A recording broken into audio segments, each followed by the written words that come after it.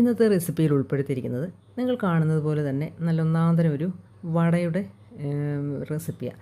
അപ്പം ഈ ഒരു വട എന്ന് പറയുമ്പോൾ പരിപ്പ് വടയോ ഉള്ളിവടയോ അല്ല, നമ്മുടെ ചക്കച്ചുള വെച്ചിട്ട് നല്ല ഹെൽത്തി ആയിട്ട് അതെങ്ങനെ ശരിയാക്കി എടുക്കാമെന്ന് കാണിക്കുന്നു. അപ്പം ഇതുവരെ നിങ്ങൾ ചക്കച്ചുള വെച്ചിട്ട് ഇതുപോലെ വട ശരിയാക്കിയിട്ടില്ല എങ്കിൽ ഇത് കണ്ടിട്ട് അത്യാവശ്യമായിട്ടും ഒന്ന് ശരിയാക്കി നോക്കണം. അപ്പോൾ ചക്ക സീസണൊക്കെ കഴിയാറായല്ലോ, പെട്ടെന്ന് തന്നെ നമുക്ക് ഇത് ചെയ്ത് നോക്കാം. അതിനായിട്ട് ഇവിടെ ഒരു 10-20 ചക്കച്ചുള നല്ലതുപോലെ വൃത്തിയാക്കി എടുത്തു വെച്ചിട്ടുണ്ട്. അപ്പോൾ ഇനി നമുക്കിതൊന്ന് ചെറുതായിട്ടൊന്ന് അരിഞ്ഞെടുത്തിട്ട് വരണം. അപ്പോൾ നമുക്ക് അരിഞ്ഞെടുത്തിട്ട് കാണിക്കാം. ഇത് കണ്ടല്ലോ, ഇതുപോലെ അരിഞ്ഞെടുത്തിട്ടുണ്ട്.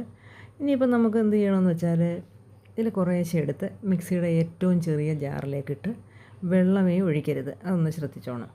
ഒഴിക്കാതെ ഇത് കൂടുതൽ അരഞ്ഞു പോകാതെ ഒന്ന് തരിതരിപ്പായിട്ട് അരച്ചെടുത്തുകൊണ്ട് വരാം. കണ്ടല്ലോ, ഇതുപോലെ നമ്മൾ അരച്ചെടുത്തുകൊണ്ട് വന്നിട്ടുണ്ട്. ഇനിയിപ്പോൾ ഇതിലേക്ക് ആവശ്യത്തിന് ഉപ്പിട്ട് കൊടുക്കാം. ഉപ്പിട്ട് കൊടുക്കുമ്പം കൂടിപ്പോകാതൊക്കെ ഒന്ന് ശ്രദ്ധിച്ചോണം. അതുപോലെ തന്നെ ഇതിലേക്ക് ആവശ്യത്തിനുള്ള മഞ്ഞൾപ്പൊടിയും കൂടെ ഇട്ട് കൊടുക്കണം. അപ്പം ഉപ്പിട്ട് കൊടുത്തു. അത് കഴിഞ്ഞതിന് ശേഷം നമ്മൾ മഞ്ഞൾപ്പൊടിയും കൂടെ ഇതിലേക്ക് ഇട്ട് കൊടുക്കുന്നു. അതിനുശേഷം നമുക്ക് എത്ര എരിവ് വേണോ, എരിവ് കൂടുതൽ ആവശ്യമുള്ളവർ അതിനനുസരിച്ച് കാശ്മീരി മുളക് പൊടി, കായപ്പൊടി, ഗരം മസാല, ചിക്കൻ മസാല ഇതെല്ലാം കൂടെ ഒന്നിച്ച് ഇതിലേക്ക് ഇട്ട് കൊടുക്കാം. അപ്പം എരിവൊക്കെ ഞാൻ പറഞ്ഞതുപോലെ തന്നെ കൂട്ടുകയും കുറയ്ക്കുകയൊക്കെ ചെയ്യാം. അതുപോലെ തന്നെ ഒരു വലിയ സവാള പൊടി പൊടിയായിട്ട് അരിഞ്ഞത് അതും കൂടെ ഇതിലേക്ക് ഇട്ട് കൊടുക്കാം. അത് കഴിഞ്ഞിട്ട് എന്ത് വേണം, കുറച്ച് പച്ചമുളക്, അതുപോലെ തന്നെ ഇഞ്ചി, കറിവേപ്പില ചെറുതായിട്ടൊന്ന് അരിഞ്ഞത് അതെല്ലാം കൂടെ ഇട്ട് കൊടുക്കാം. അതും കഴിഞ്ഞിട്ട് പിന്നെ എന്താ വേണം, നമുക്ക് ഒരു ചെറിയ തവി അരിപ്പൊടി ഇട്ട് കൊടുക്കാം. ഈ അരിപ്പൊടി ഇട്ടതിന് ശേഷം ഒരു 2 തവി കടലമാവും കൂടെ നമുക്കതിലേക്ക് ഇട്ട് കൊടുക്കാം. അതിന് ശേഷം നമുക്ക് തവി വെച്ച് നല്ലതുപോലെ എല്ലാം കൂടെ ഒന്ന് ഇളക്കി യോജിപ്പിക്കാം. ഈ ഇളക്കി യോജിപ്പിച്ചതിന് ശേഷം നമുക്ക് കൈകൊണ്ട് ഈ ഉള്ളിയും ഈ മസാലകളും എല്ലാം ഈ ചക്കയുടെ എല്ലാ ഭാഗത്തും ഒന്ന് ആവത്തക്ക രീതിയിൽ നല്ലതുപോലെ കൈകൊണ്ട് ഇളക്കണം.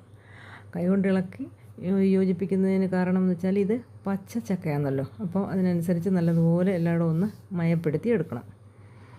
അപ്പോൾ ഇപ്പോഴീ ഒരു ചക്കയുടെ സീസണൊക്കെ കഴിയാറായി എങ്കിലും നമ്മുടെ കൃഷി വിജ്ഞാന കേന്ദ്രത്തിൽ നിന്നൊക്കെ ഈ വിയറ്റ്നാം എർലി പോലെയുള്ള നല്ല പ്ലാവ് ഉള്ളതുകൊണ്ട് 365 ദിവസവും വല്ലപ്പോഴുമൊക്കെ നമുക്ക് ചക്ക കിട്ടും.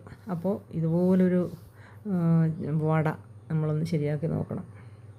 അപ്പോൾ ചക്കയുടെ എല്ലാ ഭാഗങ്ങളും, അതിൻ്റെ ആ ഒരു മുള്ളൊഴികെ എല്ലാ ഭാഗങ്ങളും നമുക്ക് ഭക്ഷണയോഗ്യമാണ്. ഇപ്പോൾ ചക്ക ചവണി വരെ വറുത്തും അല്ലാതെയൊക്കെ ആയിട്ട് കഴിക്കാൻ എല്ലാവരും ചെയ്യുന്നുണ്ടല്ലോ അങ്ങനെ.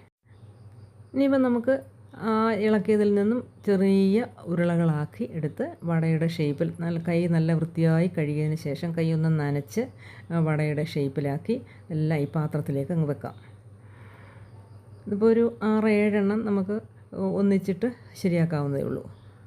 ഇനിയിപ്പം ഈ ശരിയാക്കിയത് നമ്മൾ പാത്രം അടുപ്പിൽ വെച്ചിട്ടുണ്ട്. ഇതിപ്പോൾ ഒരു 7 എണ്ണം ഉണ്ട്.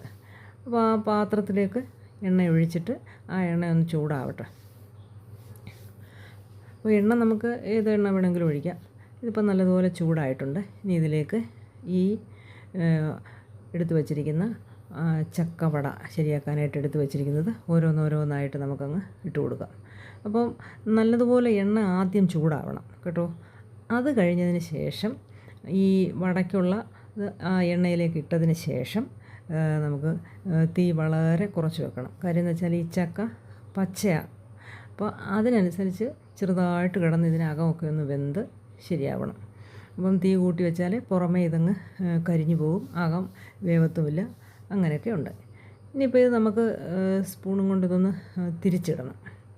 തിരിച്ചിട്ട് ഇതൊന്ന് മൂപ്പിച്ചെടുക്കണം. അപ്പം ഇത് നല്ല ഹെൽത്തി ആയിട്ടുള്ള ഈ ഒരു വട ഇതുവരെയും ശരിയാക്കാത്തവർ ഇത് കണ്ടിട്ട് ഇതൊന്ന് ശരിയാക്കി നോക്കണം കേട്ടോ. എന്നിട്ട് എൻ്റെ അഭിപ്രായങ്ങളെല്ലാം അറിയിക്കണം.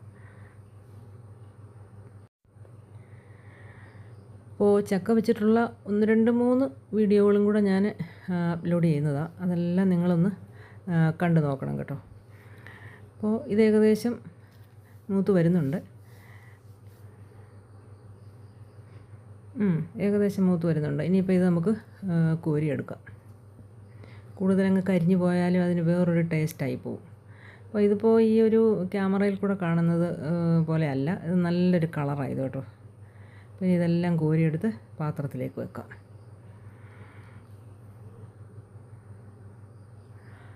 എന്നിട്ട് അടുത്തതും ബാക്കി ഒരു 2 പ്രാവശ്യം കൂടി ഇടാനുള്ളത് കാണും. അപ്പോൾ അതും കൂടെ ഇത് കോരി മാറ്റിയതിന് ശേഷം ബാക്കിയും കൂടി ഇട്ട് അതും കൂടെ ഒന്ന് മൂപ്പിച്ചെടുക്കാം. അപ്പോൾ നിങ്ങളിതുപോലെ ഇത് കണ്ടിട്ട് ഇതുപോലെയൊക്കെ ഒന്ന് ശരിയാക്കണം കേട്ടോ. അപ്പോൾ കണ്ടല്ലോ, നല്ല മൊരുമൊരാന്ന് മൊരിഞ്ഞ ചക്ക വട റെഡി ആയിരിക്കുന്നത് കണ്ടല്ലോ. ഇത് കണ്ടിട്ട് ഇതുപോലെ ഒന്ന് ശരിയാക്കി നോക്കണം കേട്ടോ, പിന്നെയും പറയുന്നു. അപ്പോൾ അടുത്ത വീഡിയോയിൽ നല്ലൊരു റെസിപ്പിയായിട്ട് വരാം. അതുവരെ ഇത് കണ്ടിട്ട് നല്ല അഭിപ്രായങ്ങൾ കമൻറ്റിലൂടെയും ഒക്കെ അറിയിക്കണം. അപ്പം ഓക്കേ.